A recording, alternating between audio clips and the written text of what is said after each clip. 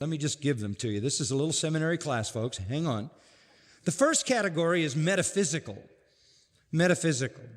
That is to say, evil is inevitable. It is a corollary of good. It is necessary. It's yin-yang.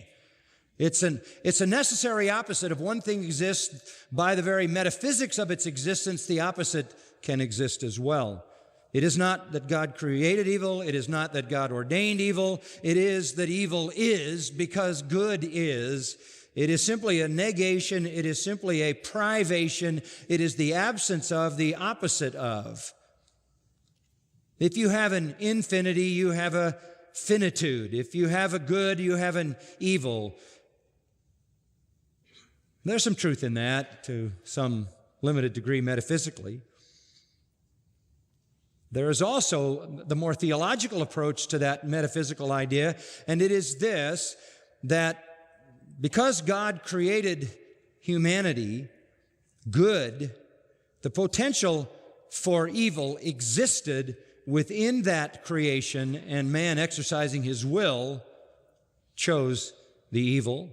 So it didn't really come from God. It came from man. It didn't really come from God. It came from Lucifer, who made the same choice in heaven. That was strongly the argument of Augustine and Aquinas in ancient times. And there is truth in that.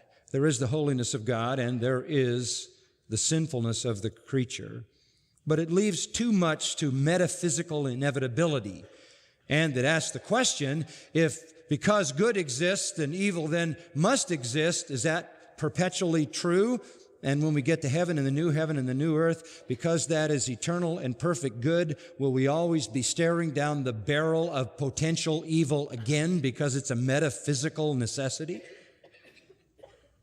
There's a second kind of theodicy. Let's drop the metaphysical approach to theodicy, and let's introduce the autonomous theodicy or theodicies. A number of people come into this category to develop their theodicies.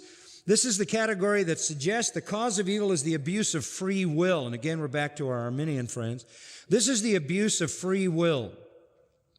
And this basically says the highest good to God is free will.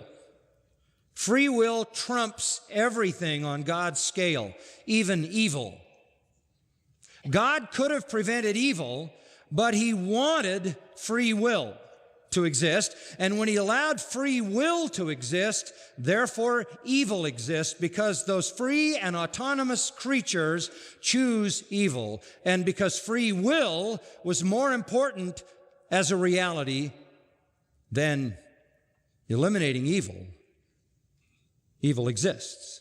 Evil exists because God exalts free will. Free will trumps evil on God's value scale, so that God had to allow for the possibility of evil in order to preserve the more highly prized autonomy that protects Him from injustice.